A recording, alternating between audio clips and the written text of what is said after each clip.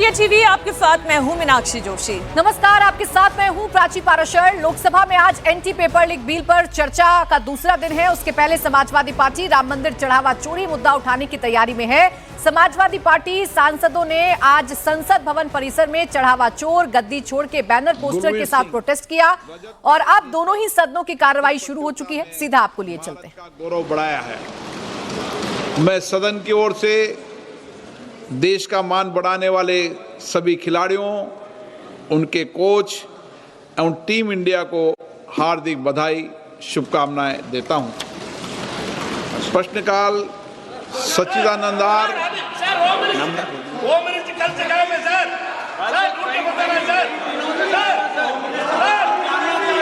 मैंने पहले भी कहा, माननीय सदस्य, फिर आपसे आग्रह करता हूं, प्रश्नकाल के अंदर प्रश्नकाल को कभी बाधित नहीं करें। प्रश्नकाल माननीय सदस्यों का होता है, सरकार की जवाबदेही होती है। कई माननीय सदस्य मेरे पास आकर आग्रह किया है कि हमारा बहुत कठिनाइयों से प्रश्न आया है और कुछ माननीय सदस्य जानबूझकर प्रश्न को बाधित करते हैं। मैंने आपको हर विषय, हर मुद्दे पर पर्याप्त समय दिया है, लेकिन इस तरीके से आप सदस्यों के प्रश्नकाल के समय बाधित करो, नियोजित तरीके से सदन को वेदान केदा करो, ये उचित नहीं है। मैं पुनः आपसे आग्रह करता हूं कि प्लीज आप अपनी अपनी सीट पर बैठिए। प्रश्नकाल के बाद इस चर्चा में भाग लीजिए। प्लीज प्लीज बैठिए। इकरा चौधरी जी मेरे पास आई, प्रश्नकाल चलने दो। सच्चिदानंद जी मेरे पास आए, कई मान्य सदस्य मेरे पास आए। आप मान्य सदस्यों के हक को नहीं मार सकते, ये तरीका उचित नहीं है। आप अगर सदन को वैधान करना चाहते हैं, नियोजित तरीके से गतिरोध पैदा करना चाहते हैं, ये संसदीय परंपराओं के अनुरूप नहीं है। सदन की कार्रवाई आज 12 बजे तक के लिए स्थगित की जाती है। तो लोकसभा की कार्रवाई दोपहर 12 बजे तक के लिए स्थगित कर दी गई है। जैसे ही कार्रवाई शुरू हुई है, जो हमारे ओलंपियंस हैं, कॉमनवेल्थ गेम्स में जाने वाले हमारे खिलाड़ी हैं, उनके लिए सबसे पहले लोकसभा स्पीकर ने 2 शब्द कहे और इसके बाद ही जैसे ही ये बात खत्म हुई है, विपक्ष की ओर से गृह मंत्री अमित शाह को लेकर सवाल उठने लगे।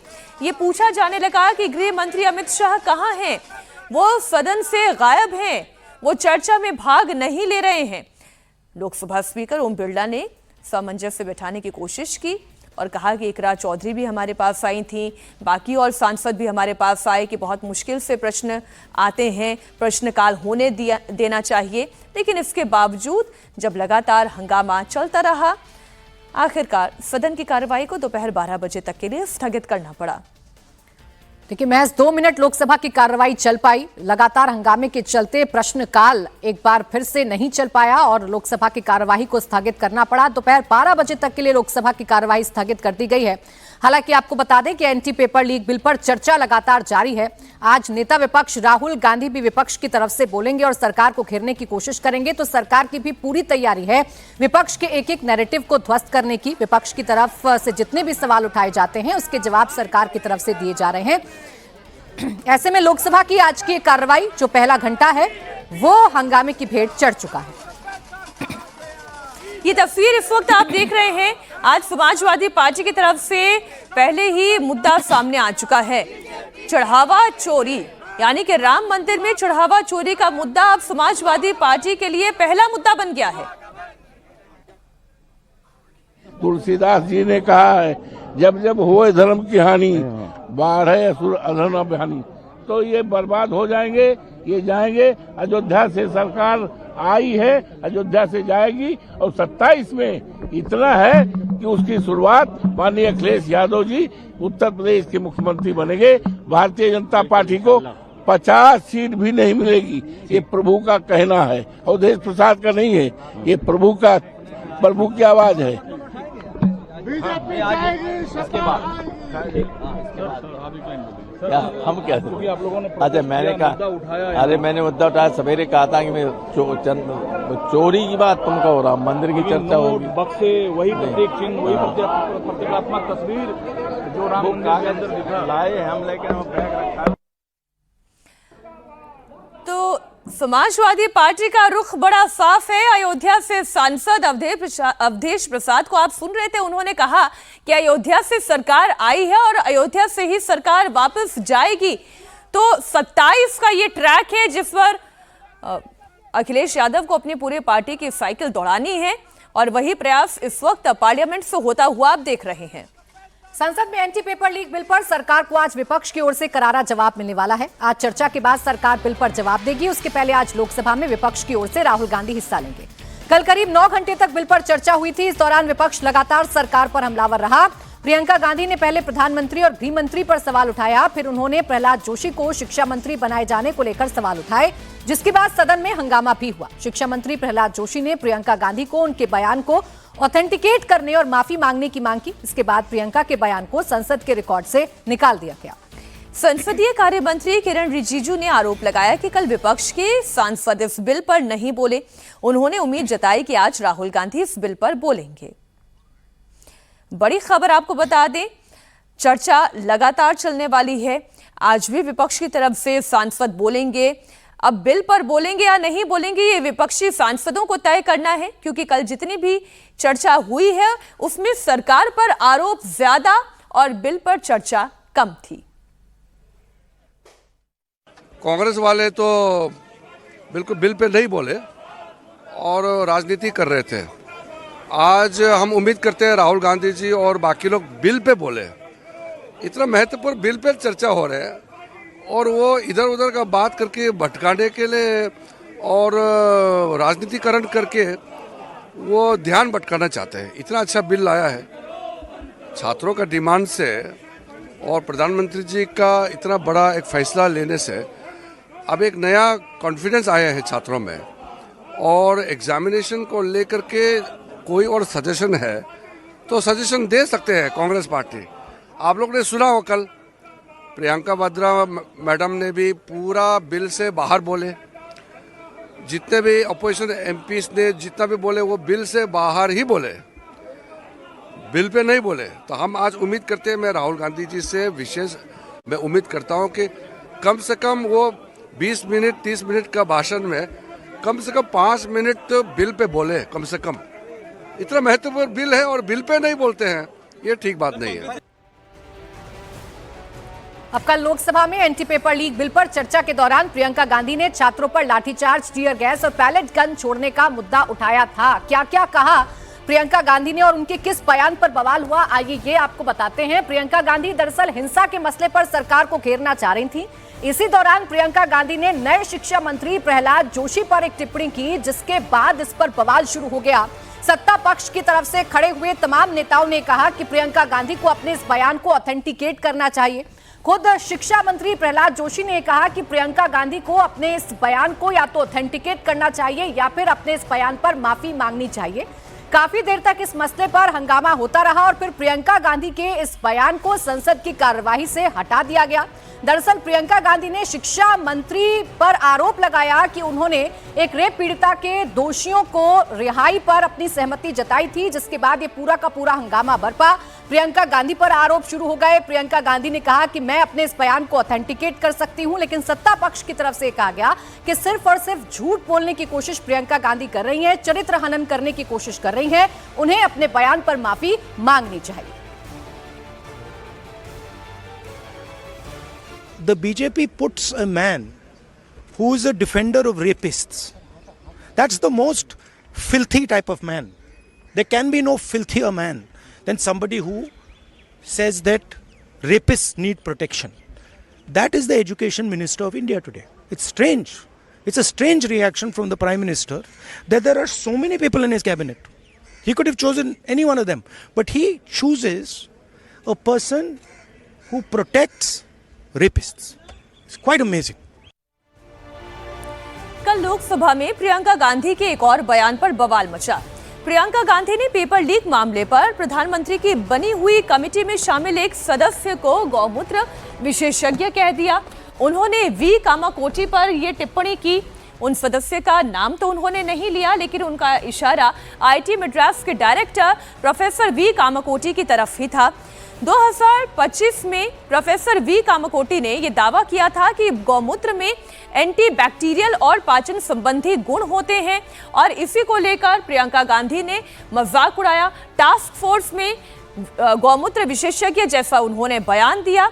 प्रियंका गांधी के इस बयान पर अनुराग ठाकुर ने पलटवार भी किया। अनुराग ठाकुर ने कहा कि कांग्रेस को अपनी जड़ों से जुड़ने में परेशानी है।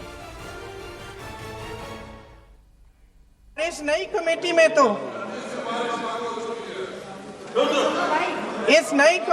तो एक एक्स आईबी चीफ, अरे बात फिर चिल्ला रही, एक एक्स आईबी चीफ, एक आईटी कंपनी के मालिक और एक गौमूत्र के विशेषज्ञ भी हैं।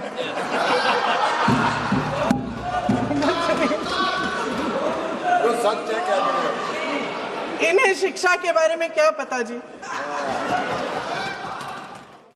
जब प्रियंका गांधी ने बयान दिया उसके बाद अनुराग ठाकुर जब बोलने के लिए खड़े हुए तो उन्होंने आईआईटी मद्रास के डायरेक्टर का नाम लिया और कहा कि कांग्रेस अपनी जड़ों से कटी हुई है, इसीलिए इस तरह से बयान दे रही है। प्रियंका गांधी जी कुछ अच्छा कहेंगी। उन्होंने कहा ये गौमूत्र के विशेषज्ञ हैं। तो गांधी परिवार की सबसे बड़ी समस्या ये है कि वो भारत की परंपराओं को ना तो समझते हैं और ना ही समझने का प्रयास करते हैं, बल्कि उनका उपहास उड़ाते हैं। जिन पर दुनिया शोध कर रही है, कांग्रेस उन पर तंज कस रही है। देश के प्रतिष्ठित प्रेस्टिजियस साइंटिस्ट जो भारतीय ज्ञान परंपरा का अध्ययन करना चाह रहे हैं, कांग्रेस उनका मजाक उड़ाती है। ये हमारी संस्कृति, हमारे समाज और हमारे साइंटिस्ट के साथ सदा कांग्रेस यही करती रही।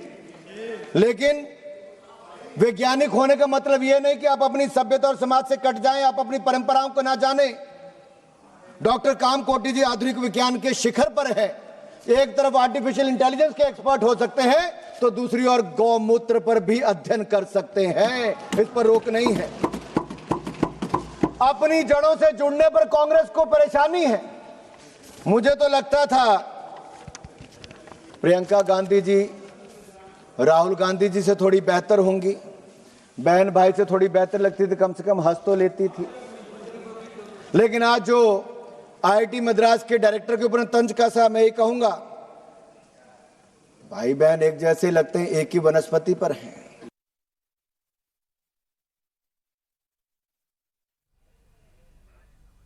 आइए आपको राज्यसभा की संसदीय कार्रवाई में लिए चलते हैं।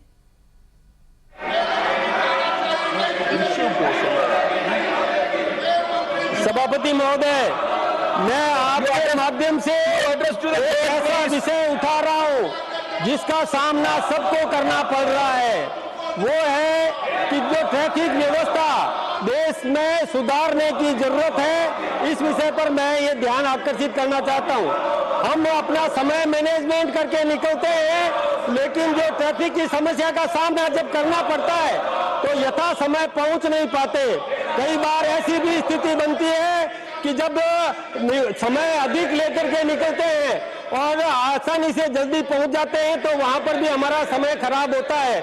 इसके लिए ट्रैफिक मैनेजमेंट की आवश्यकता है। मैं आपके माध्यम से हमारे देश के प्रधानमंत्री आदरणीय नरेंद्र मोदी जी को और राजस्थान के मुख्यमंत्री भजन लाल जी शर्मा को धन्यवाद देना चाहूंगा कि अभी हमारे जयपुर में मेट्रो से फेज सेकंड का उन्होंने शिलान्यास किया, तो इसके लिए निश्चित रूप से ट्रैफिक व्यवस्था में सुधार होगा। मैं आपका ध्यान आकर्षित करना चाहूंगा, राजस्थान के कोटा में इस प्रकार की व्यवस्था की गई है कि जो भी चौराहे हैं वहां पर या तो अंडरपास बना दिया या ओवरब्रिज बना दिया, ताकि कहीं पर भी सिग्नल पर रुकने की जरूरत नहीं पड़े। इस प्रकार की व्यवस्था राजस्थान सरकार ने की है। मैं इसके लिए राजस्थान सरकार को और केंद्र में हमारे केंद्रीय जल परिवहन मंत्री जी का भी धन्यवाद देना चाहूंगा।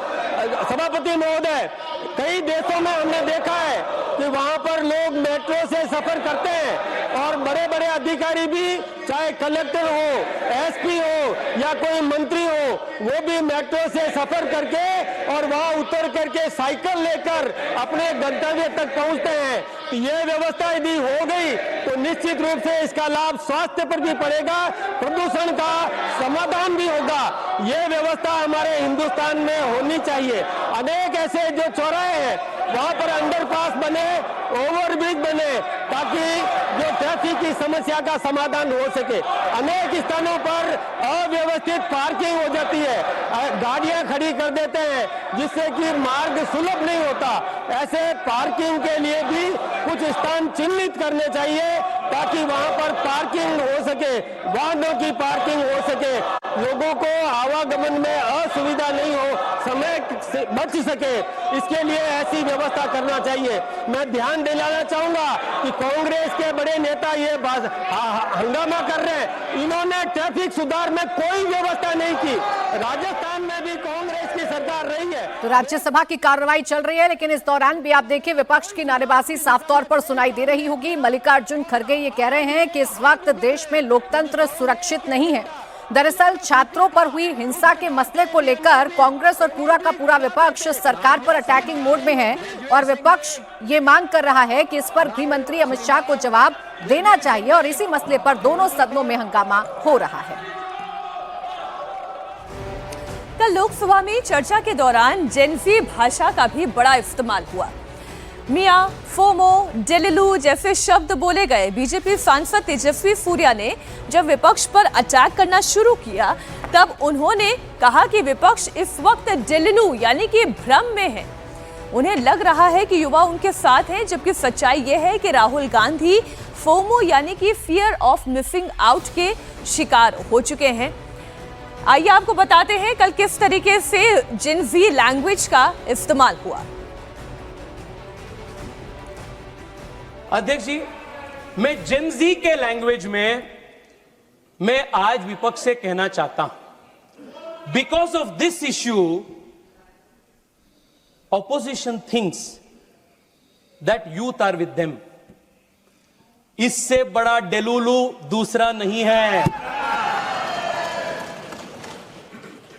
अध्यक्ष जी, जो जेनजी है ना, ये मेरे मिलेनियल जनरेशन से भी तेज है।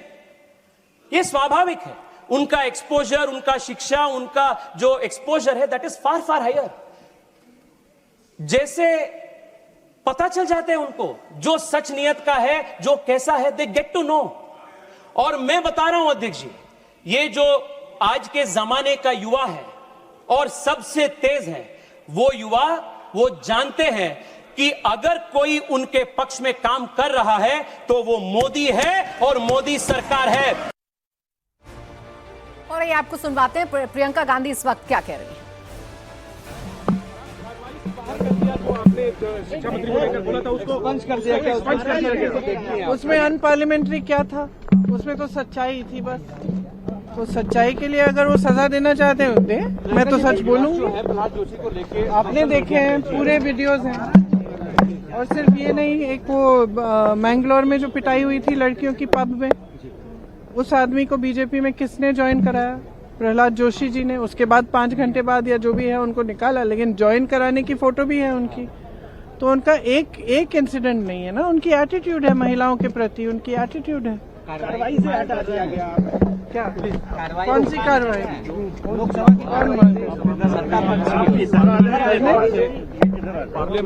मैंने तो सच ही बोला है मैम। लेकिन जो एक्सपंज किया गया, क्या उस इशू पे आप स्पीकर से मिलेंगी? क्योंकि आपने ऑथेंटिकेट किया, मीडिया रिपोर्ट्स आपने दिए, फिर भी एक्सपंज कर दिया गया। क्या इस इशू को आप रेज करेंगी स्पीकर? हाँ, रेज करूंगी। बड़ी खबर आपको बता दें, शिक्षा मंत्री पर जो प्रियंका गांधी ने बयान दिया कल सदन में, उसे सदन की संसदीय कार्रवाई से हटा दिया गया, एक्सपंज कर दिया गया। इस पर प्रियंका गांधी ने कहा कि मैंने जो कहा है वो सच कहा है और सच के लिए अगर मुझे सजा भी दी जाती है वो मुझे मंजूर है। मैंने ऑथेंटिकेट किया है, मैं ऑथेंटिकेट करने के लिए तैयार भी हूं। और प्रहलाद जोशी के ऊपर यानी कि देश के नए शिक्षा मंत्री पर यह उनका वार है। उन्होंने कहा कि वो लोकसभा स्पीकर के सामने इस स्टेटमेंट को एक्सपंज करने को लेकर भी शिकायत जरूर दर्ज करेंगी।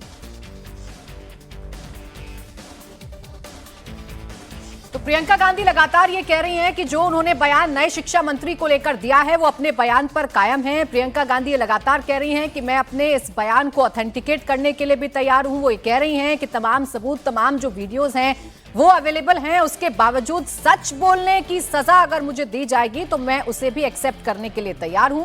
प्रियंका गांधी नहीं बल्कि राहुल गांधी भी इस मुद्दे को उठा रहे हैं। राहुल गांधी ने भी प्रियंका गांधी के इस बयान को लेकर हाँ में हाँ मिलाई और ये कहा कि इस सरकार का महिला विरोधी चेहरा समझ में आता है। हालांकि सरकार की तरफ से प्रियंका गांधी के इस बयान को लेकर कड़ी प्रतिक्रिया जताई गई। अब खबर बिहार में 2024 में हुए बीपीएससी टीचर्स भर्ती परीक्षा पेपर लीक की। बिहार पुलिस की आर्थिक अपराध इकाई में इसमें बड़ी कामयाबी मिली है। ईओयू ने इस पूरी साजिश में शामिल शातिर डॉक्टर मनीष कुमार को गिरफ्तार कर लिया है। डॉक्टर मनीष प्रश्न पत्र के सील बंद बॉक्स को खोलने का एक्सपर्ट है। वो 2021 बैच का एमबीबीएस डॉक्टर है, लेकिन पेपर लीक का ऐसा चस्का लगा कि कैमूर के सरकारी अस्पताल में डॉक्टर की नौकरी छोड़कर पटना में नीट पीजी की तैयारी कर रहा था। Doctor Manish NEET paper leak के मास्टरमाइंड संजीव मुखिया के बेटे डॉक्टर शिव का करीबी दोस्त है। डॉक्टर मनीष पर आरोप है कि उसने 2024 में परीक्षा से पहले पटना से 30 छात्रों को हजारीबाग के होटल में पहुंचाया था और वहां उन्होंने क्वेश्चन पेपर दिए। हर प्रश्न पत्र के लिए उसने 50,000 रुपए लिए थे। अब देखिए, बीपीएससी टीचर्स भर्ती मामले में बिहार पुलिस ने अभी तक क्या क्या कार्रवाई की है ये भी आपको बताते हैं। कैसे 296 लोगों को गिरफ्तार किया गया है। 15 मुख्य आरोपी अभी भी इस पूरे मसले में फरार बताए जा रहे हैं। आपको बता दें कि नगर नौसा में प्रश्न पत्र को लेकर एक पिकअप जा रहा था। आधुनिक औजारों से बॉक्स को नीचे से खोला गया, इस तरीके से पेपर लीक हुआ है। बॉक्स में लगी सील को आज तक नहीं आई, तो सील बंद डब्बे को कैसे खोलना है ये बखूबी ये शातिर जानता था। डॉक्टर संजीव ने किस तरीके से प्रश्न पत्रों के साथ छेड़छाड़ की है। प्रश्न पत्र के बॉक्स को पहले पैक किया गया था, अधिकारियों को इसकी भनक तक नहीं लगी क्योंकि सील नहीं टूटी और नीचे से, बॉक्स के नीचे से प्रश्न पत्रों को लीक कर दिया गया। पेपर लीक गैंग की यह तिकड़ी तकनीकी रूप से बहुत शातिर है। डॉक्टर शिव और डॉक्टर शुभम 2017 में नीट पेपर लीक में भी जेल जा चुके हैं। डॉक्टर शिव 2024 लीक कांड के मास्टरमाइंड संजीव मुखिया का बेटा है, तो वहीं डॉक्टर शुभम भी डॉक्टर मनीष का साथी ही है। तो इस तरीके से पूरा नेक्सस चल रहा था। डॉक्टर शुभम जो है 2021 बैच का डॉक्टर भी है। डॉक्टर मनीष बिना बॉक्स खोले पेपर लीक में माहिर है। वो जानता है कि बिना सील को तोड़े कैसे पेपर को लीक किया जा सकता है। अब बीपीएससी टीचर्स भर्ती परीक्षा में हाईटेक तरीके से पेपर लीक को अंजाम देने वाले डॉक्टर मनीष के बारे में और जानकारी सामने आई है। वो जहानाबाद जिले का रहने वाला है। नालंदा मेडिकल कॉलेज अस्पताल के 2021 बैच का है। कैमूर के सरकारी अस्पताल में डॉक्टर भी रह चुका है मनीष और सरकारी नौकरी छोड़कर पटना में नीट पीजी की वो तैयारी कर रहा था। यानी चस्का इस तरीके से लगा मनीष को कि अपनी नौकरी छोड़कर वो पेपर लीक करने में संलिप्त रहा। हमारे सहयोगी नीतीश चंद्र पटना से लाइव जुड़ गए इस खबर पर। नीतीश, ये मनीष तक शिकंजा कैसे कसा गया? देखिए, मनीष को बहुत पहले से तलाश की जा रही थी क्योंकि गैंग के जो दूसरे लोग पकड़े गए थे उनके आधार पर जानकारी मिली थी ईओयू को, और उसमें मोबाइल लोकेशन और फिर तमाम जो डॉक्यूमेंट्स मिले थे उसके आधार पर डॉक्टर मनीष तक पुलिस पहुंची थी। और इस पूरे मामले में अब तक 296 लोग अब तक गिरफ्तार किए जा चुके हैं। और दरअसल इस पूरे गैंग में जो डॉक्टर संजीव का बेटा है डॉक्टर शिव, वो इसका मास्टरमाइंड माना जाता है और उसका ही मित्र है डॉक्टर मनीष।